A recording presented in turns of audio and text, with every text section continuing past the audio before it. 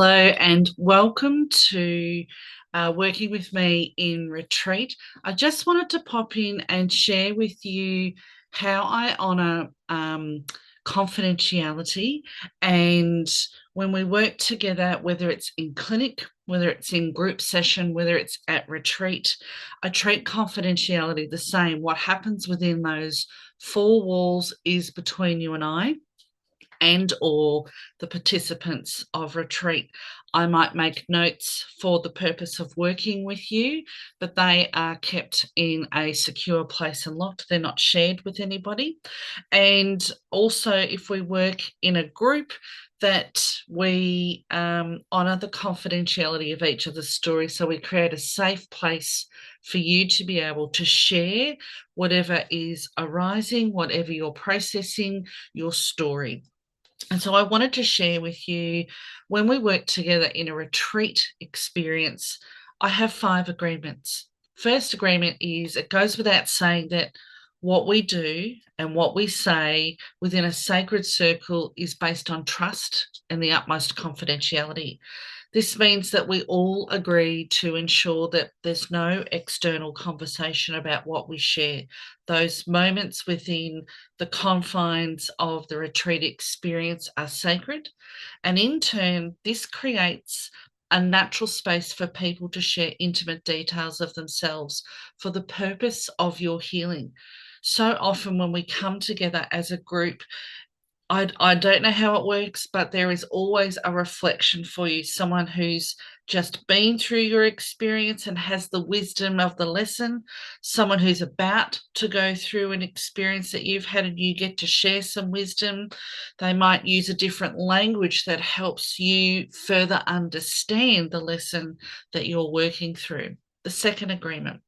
When you step into the sacred circle, I ask that you do so without expectation. We come together as a group for a reason, and often it's unknown. And this is a gift and it's sacred. And it's like the universe has activated magnets and pulled us together at this particular time and on this date for this particular reason.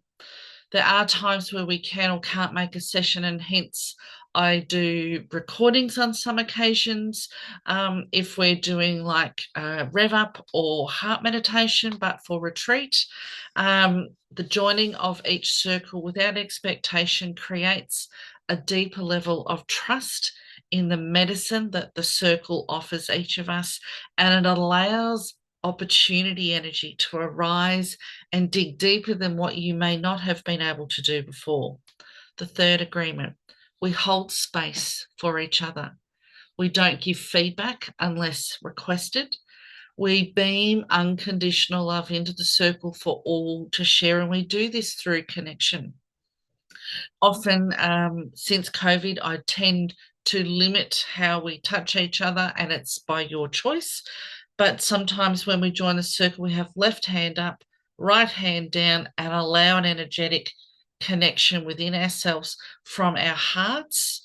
And this allows your love to flow, and it allows you to honor and celebrate what is being said, heard, valued, and experienced. Fourthly, I challenge you when you come to retreat to be prepared to show a little of your belly, as much or as little as you are comfortable. And this might be a process, if you haven't worked with me before, that we ease into, and that's okay. When we show our belly, when we allow that vulnerability to arise, this can create a space in circle that can activate other people's vulnerability too. And this, in my experience over 30 years, is that's not a bad thing, because you might be allowing someone else to shed tears that they may have been holding on to for days, weeks, months, years, even decades. So it might feel like you too are experiencing what someone else is storing. You might feel like your buttons are pushed by what is being expressed or spoken of.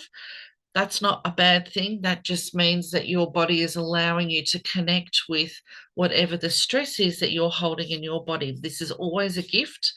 Remember, spirit is gently speaking and giving you conscious signs to know that there's something within you to look at and address. And often when we work and retreat, this is a beautiful space to go within. And if you want a day of silence, have a day of silence and allow yourself to feel.